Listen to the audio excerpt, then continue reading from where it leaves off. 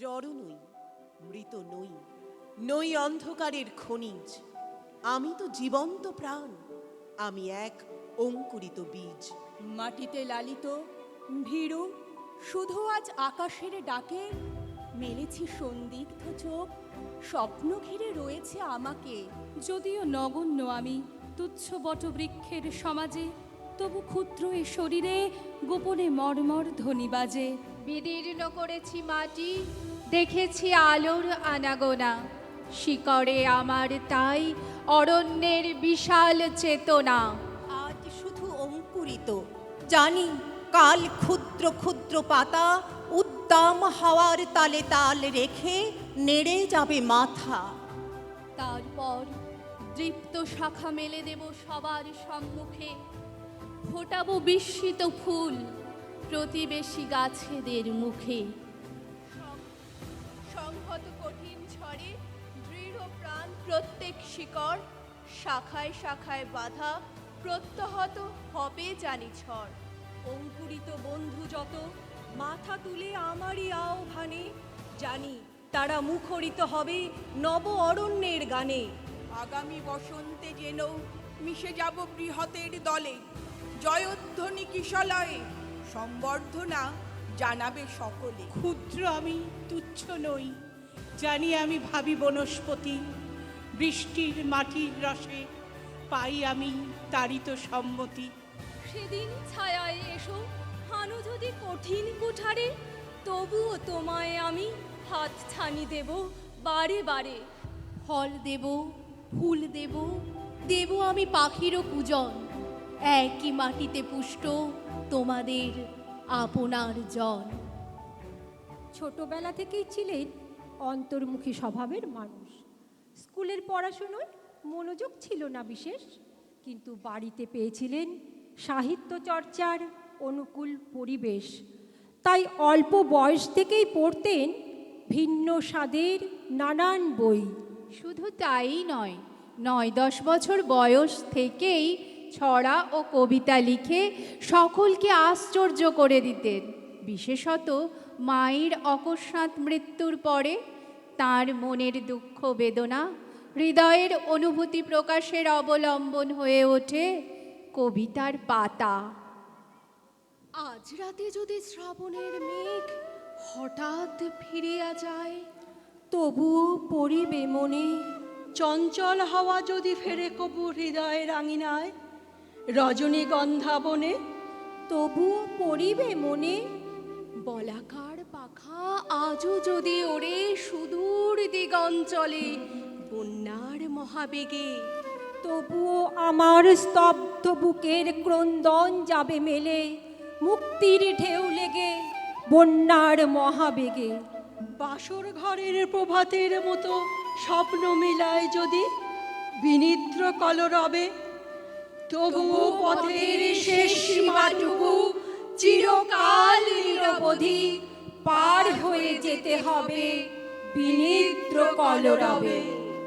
ক্রমশ দেশের ও আন্তর্জাতিক পরিসরের রাজনৈতিক অস্থিরতা তার চিন্তাভাবনাকে আলোড়িত করতে শুরু করল। তার কবিতার বক্তব্যেও এলো পরিবর্তন। 18 বছর বয়সের উদ্দামতা তিনি জাগিয়ে তুলতে চাইলেন শীত ঘুমে নিশ্চল বাঙালি জাতির বুকে। বেজে উঠল কি সময়ের ঘড়ি? এসো তবে আজ বিদ্রোহ করি, আমরা সবাই যে যার প্রহরী, উঠুক ডাক। উঠুন তুফান মাটিতে পাহাড়ে, জ্বলুক আগুন গরিবের হাড়ে, কোটি করাঘাত পৌঁছক দ্বারে, বীরুরা থাক। দিক থেকে দিকে বিদ্রোহ ছোটে, বসে থাকবার বেলা নেই মোটে। রক্তে রক্তে লাল হয়ে ওঠে পূর্বকোণ।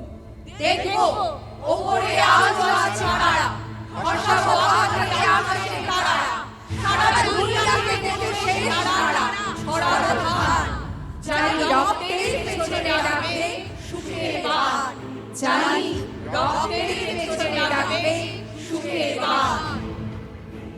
ইতিমধ্যে সূচনা হলো ইতিহাসের এক কালো অধ্যায়ের। দ্বিতীয় বিশ্বযুদ্ধ, 43-এর মন্বন্তর, ফ্যাসিবাদী শক্তির আগ্রাসন, সাম্প্রদায়িক দাঙ্গা এই সমস্ত কিছুর বিরুদ্ধে সুকান্ত কলমকেই অস্ত্র হিসেবে তুলে ধরলেন। গর্জে উঠে বললেন, সীমান্তে আজ আমি প্রহরী, অনেক রক্তাক্ত পথ অতিক্রম করে আজ এখানে এসে থমকে দাঁড়িয়েছি স্বদেশের সীমানায়। ধূসর তিউনিসিয়া থেকে স্নিগ্ধ ইতালি থেকে ছুটে গেছে বিপ্লবী ফ্রান্সে। নক্ষত্র নিয়ন্ত্রিত নিয়তির মতো দৌড়ি নেবার অপরাহত রাইফেল হাতে ফ্রান্স থেকে প্রতিবেশী বার্মাতেও। আজ দেহের কড়া পোশাক, হাতে এখনো দুর্জয় রাইফেল, রক্তে রক্তে তরঙ্গিত জয়ের আর শক্তির দুর্বহ দম্ভ। আজ এখন সীমান্তের প্রহরী আমি। তিনি অনুভব করেছেন ক্ষুধার এই রাজ্যে পৃথিবী যেন গদ্যময়, তাই নিজের পরিচয় দিয়েছেন এক দুর্ভিক্ষের কবি হিসেবে, যিনি সূর্যের কাছে আকুতি জানিয়ে বলতে পারেন, হে সূর্য, শীতের সূর্য, হিমশীতল সুদীর্ঘ রাত, তোমার প্রতীক্ষায় আমরা থাকি। যেমন প্রতীক্ষা করে থাকে কৃষকদের চঞ্চল চোখ ধান কাটার রোমাঞ্চকর দিনগুলোর জন্যে, হে সূর্য, তুমি আমাদের উত্তাপ দিও। শুনেছি তুমি এক জ্বলন্ত অগ্নিপিণ্ড। তোমার কাছে উত্তাপ পেয়ে পেয়ে একদিন হয়তো আমরা প্রত্যেকে এক একটা জ্বলন্ত অগ্নিপিণ্ডে পরিণত হব। আজ কিন্তু আমরা তোমার অকৃপণ উত্তাপের প্রার্থী। আমরা তার কবিতার মধ্যে পেয়েছি বাস্তব প্রেক্ষাপট, রূপক, শ্লেষ ও ব্যঙ্গরসের যথার্থ ব্যবহার। সিঁড়ির মাধ্যমে সমাজের শ্রমজীবী মানুষের যন্ত্রণা এবং অভিজাত শ্রেণীর শোষণকে যেমন তুলে ধরেছেন, তেমনি একটি মোরগের ট্র্যাজেডিও ধরা পড়েছে তার ভাবনায়। একটি মোরগ হঠাৎ আশ্রয় পেল বিরাট প্রাসাদের ছোট্ট এক কোণে, ভাঙা প্যাকিং বাক্সের গাদায় আরও 2-3টি মুরগির সঙ্গে। আশ্রয় যদিও মিলল, উপযুক্ত আহার মিলল না। খাবার, খাবার, খানিকটা খাবার। অসহায় মোড়ক খাবারের সন্ধানে বারবার চেষ্টা করলো প্রাসাদে ঢুকতে। প্রত্যেকবারই তারা খেলো প্রচণ্ড। তারপর সত্যি সে একদিন প্রাসাদে ঢুকতে পেল। একেবারে সোজা চলে এলো ধপধপে সাদা দামি কাপড়ে ঢাকা খাবার টেবিলে। অবশ্য খাবার খেতে নয়, খাবার হিসেবে। তবে শুধু কবিতাতেই সীমাবদ্ধ ছিলেন না সুকান্ত। সাহিত্যের অন্যান্য দিক যেমন ছোট গল্প, নাটক, গান ও পত্রগুচ্ছের মাধ্যমেও তিনি ব্যক্ত করেছেন তার অনুভব। ঘুম না আসা রাতে কলকাতার কলরোল থেমে গেলে শব্দেরা ভিড় করেছে তার কলমে। অভিন্ন হৃদয় বন্ধু অরুণাচল বসুকে লেখা তার অসংখ্য চিঠিতে কখনো পারা না পারার খতিয়ান, আবার কখনো বা তিলোত্তমার কথা। পরম হাস্যাস্পদ অরুণ, কলকাতাকে আমি ভালোবেসেছিলাম একটা রহস্যময় নারীর মতো, ভালোবেসেছিলাম প্রিয়ার মতো, মায়ের মতো। তার গর্ভে জন্মানোর পর আমার জীবনে এতগুলি বছর কেটে গেছে তার উষ্ণ নিবিড় বুকের সান্নিধ্যে। তার স্পর্শে আমি জেগেছি, তার স্পর্শে আমি ঘুমিয়ে পড়েছি। বাইরের পৃথিবীকে আমি জানি না, চিনি না। আমার পৃথিবী আমার কলকাতার মধ্যেই সম্পূর্ণ। এই কলকাতার পথে যখন মিছিল করেছে মৃত্যু, তখনও কোথাও যাননি তিনি, কারণ তার যে তখনও জনতার মৃত্যুজয়ী গান শোনানো বাকি। ইতিমধ্যে বামপন্থী মতাদর্শে দীক্ষিত হয়ে তিনি যোগ দিলেন কমিউনিস্ট পার্টিতে এবং বাংলায় সংগঠিত কিশোর বাহিনীর কেন্দ্রবিন্দু হয়ে উঠলেন।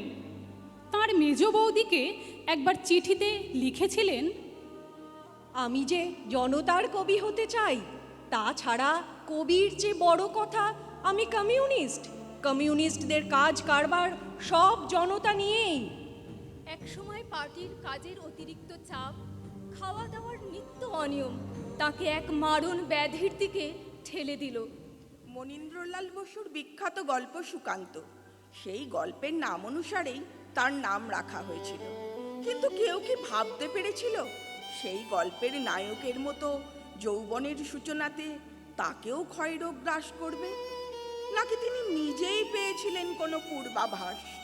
তাই হয়তো অনেক বছর আগের চিঠিতেই বন্ধু অরুণাচলকে লিখেছিলেন, আবার পৃথিবীতে বসন্ত আসবে, গাছে গাছে ফুল ফুটবে, শুধু সেদিন থাকবো না আমি, থাকবে না আমার ক্ষীণতম পরিচয়। তবু তো এ জীবন দিয়ে একটা নতুনকে সার্থক করে গেলাম, এ আমার আজকের সান্ত্বনা। চৈতি রাতের হঠাৎ হাওয়া আমায় ডেকে বলে, বনানী আজ সজীব হলো, নতুন ফুলে ফলে, এখনো কি ঘুম বিভোল? পাতায় পাতায় জানায় দোল বসন্তেরই হাওয়া। তোমার নবীন প্রাণে প্রাণে কে সে আলোর জোয়ার আনে? নিরুদ্দেশের পানে আজি তোমার তরি বাওয়া, তোমার প্রাণে দোল দিয়েছে বসন্তেরই হাওয়া। ওঠরে আজি জাগরে জাগ, সন্ধ্যা কাশে ওড়ায় খাগ, ঘুমের দেশের সুপ্তি নামে তোমার সোনার রথে চড়ে, মুক্তি পথের লাগাম ধরে, ভবিষ্যতের পানে চলো আলোর গান গেয়ে। অন্যায়ের বিরুদ্ধে বিপ্লবের ডাক, সেই সঙ্গে জীবনের প্রতি তীব্র আকর্ষণ বারবার ধরা দিয়েছে সুকান্তের লেখনীতে।